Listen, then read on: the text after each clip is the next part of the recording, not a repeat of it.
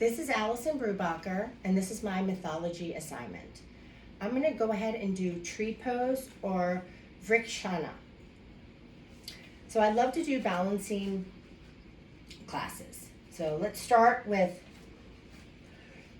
a strong mountain pose. Let's go ahead and make sure our feet, the alignment of the outside of our feet is parallel to our mat. Really ground our entire foot, spread our toes. Let's go ahead and rotate our shoulders so our thumbs are to the side walls. Take a breath here, maybe even close our eyes. And then let's just start to shift back and forth. Maybe we keep our eyes closed, maybe we have to open them, but just start to shift our weight from right to left.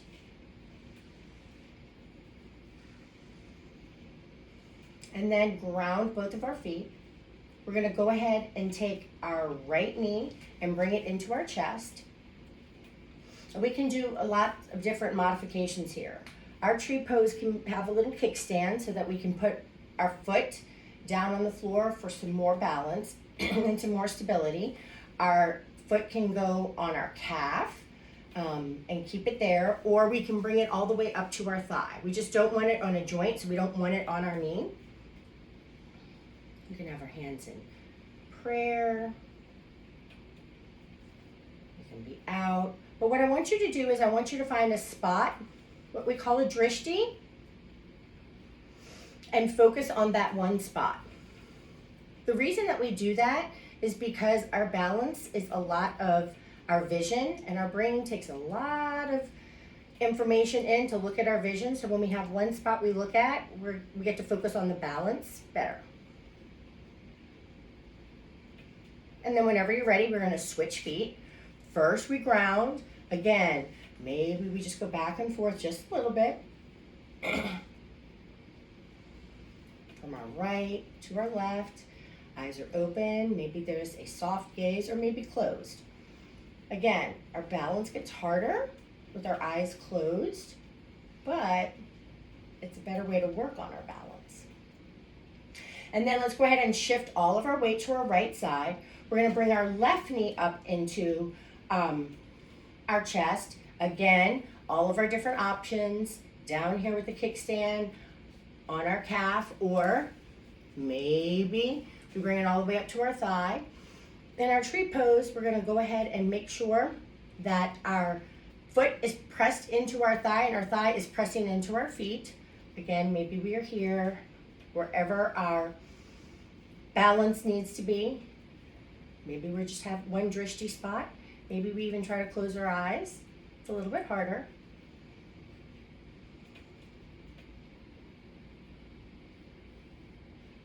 And then wherever we're ready, let's bring our feet back. That tree pose is a simple pose, but it's also a really important pose. In Sanskrit, it's vriksha sana. So vriksha means tree, and asana is, of course, pose. And there's a whole story behind it. So I want y'all, while you're just shifting your feet back and forth again, feeling the ground, I'm going to tell you a little bit of the story of where tree pose comes from. So it's named for Sita, who was Lord Rama's wife, and she was kidnapped by a demon king, and he took her away to his own kingdom and wanted to make her his queen. She was a very devoted queen to Rama, to Lord Rama, and so she refused the demon king, whose name is Ravana, all of his advances and all of his riches and wiles and everything he was trying to get in order for her to want to be his queen. And so she ran away and would only be outside the walls of the kingdom in the forest. And there was a lot of acacia trees there. And she would just sit herself underneath them and kind of be sad and mournful that she was where she was.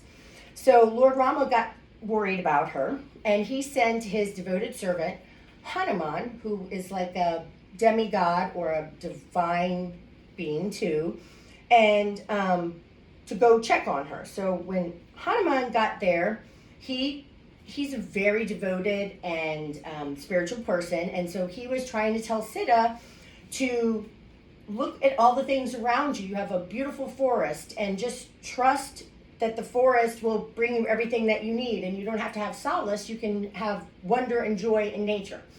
So she used all the trees and the nature around her and connected with that in order to find her peace and her joy and not be so sad all the time.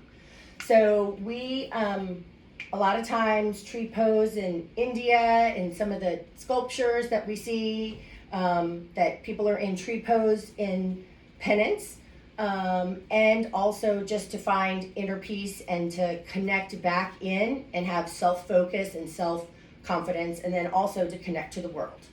So now that we have the history of tree pose, we're going to use that to try it again. So let's really ground our feet into our mat, and not just into our mat, but in the ground, to really ground ourselves like Sita had to do as well.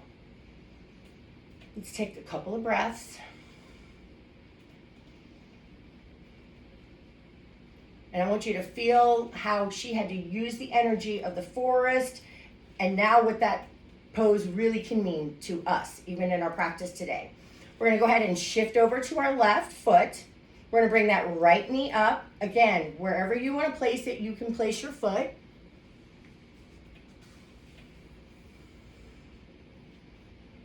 Again, use your drishti. And it's okay if you wobble. Trees wobble too. They sway. It's really about focus and about grounding ourselves in order to use that for our practice.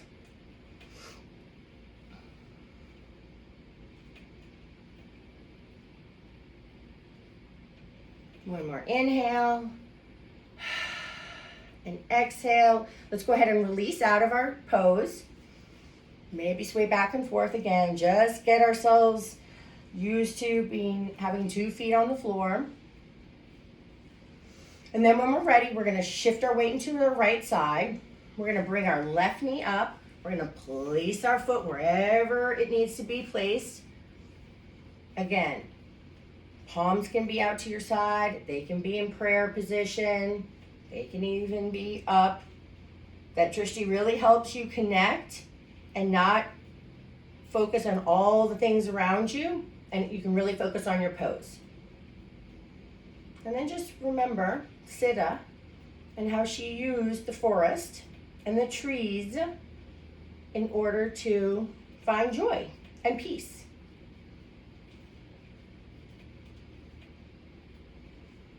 One more big inhale and exhale, and we'll release both of our feet on the mat. Take it to a mountain, close our eyes, still feel grounded into our mat and everything underneath us, the earth,